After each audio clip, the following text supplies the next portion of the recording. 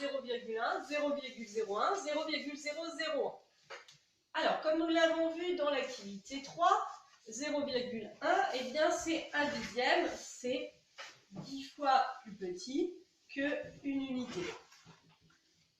Donc, si nous multiplions le nombre 43,2 multiplié par 0,1, eh bien chacun des chiffres va devenir 10 fois plus petit. Donc, c'est-à-dire notre chiffre 3, qui est les unités, eh bien il va devenir 10 fois plus petit, il va devenir le chiffre des dixièmes.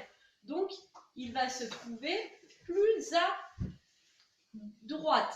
Et notre virgule, elle, eh bien, cela, elle va être décalée d'un rang vers la gauche. Donc, notre chiffre 3 qui est les dixièmes, eh bien, la virgule va se retrouver juste avant. Le 2, bah, lui, va devenir les centièmes, ça se trouve en deuxième position après la virgule. Et le 4 va devenir les unités, va se trouver en première position après la virgule. Alors, comment vérifier qu'on ne s'est pas trompé? Eh bien, on se dit que on peut mettre son doigt, par exemple, la virgule de départ, elle était entre le 3 et le 2, elle était ici. Et la virgule de fin, elle est ici. Donc, on vérifie comme là, il n'y a qu'un chiffre après la virgule, il doit y avoir un chiffre entre la première et la deuxième virgule. Eh bien, c'est bien le cas. Il y a bien entre la première et la deuxième virgule, eh bien, un seul chiffre. Voilà, il n'y a que le 3. Et puis, autre petite chose, pour vérifier que la virgule est bien placée, qu'on ne l'a pas décalée dans le mauvais sens, il faut que notre résultat soit plus petit que le nombre de départ. Là, c'est bien le cas, 40,32, c'est bien plus petit que 43,2. Alors, passons maintenant à 43,2 multiplié par 0,01. Donc, cette fois-ci, eh bien, chacun des chiffres va devenir 100 fois plus petit. Donc, notre chiffre 3, qui est les unités, va devenir les centièmes. Donc, va se trouver en deuxième position après la virgule. Donc, pour que ce soit le cas, notre 4, lui, va se trouver en première position après la virgule, donc va être les dixièmes. Et notre 2, qui était après le 3, va se trouver en troisième position après la virgule, va être les millièmes. Alors du coup, notre virgule est ici. Donc là, il faut bien quelque chose. En fait, c'est comme si dans les unités, il n'y avait rien ou 0. Donc on va mettre un 0. On va ajouter un 0 devant la virgule.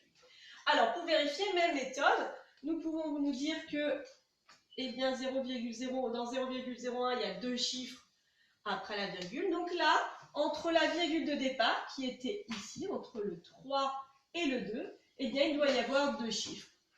Entre la virgule de départ et celle de fin, il doit y avoir deux chiffres, ce qui est bien le cas, il y a le 3 et le 4. Et puis, pour vérifier que notre virgule, on l'a bien déplacée dans le bon sens, eh bien, il faut que le résultat soit plus petit, donc 0,432 soit plus petit que 43,2, ce qui est bien le cas.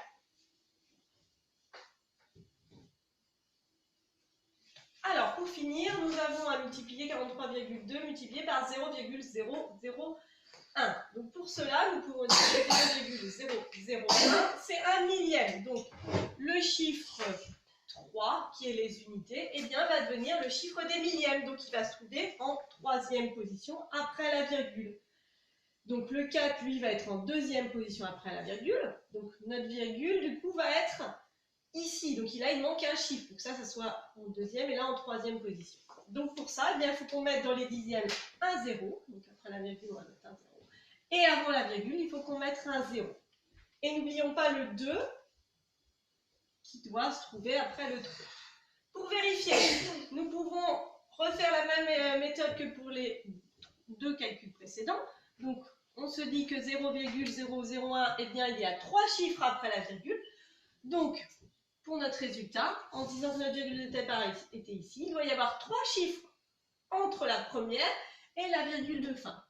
Eh bien, c'est bien le cas. Nous avons bien trois chiffres entre la première virgule de départ, et celle de fin. Et puis, comme pour les autres, nous avons bien obtenu un résultat qui est plus petit que 43,2. 0,0432, c'est bien plus petit que 43,2.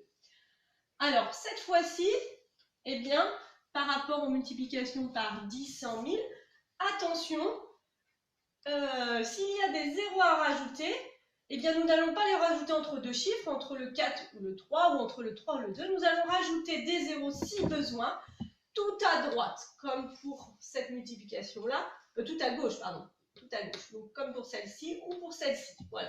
Il ne faudra pas rajouter de zéros entre deux chiffres, ou même des zéros tout à droite. S'il y a besoin, on en rajoutera des zéros à gauche.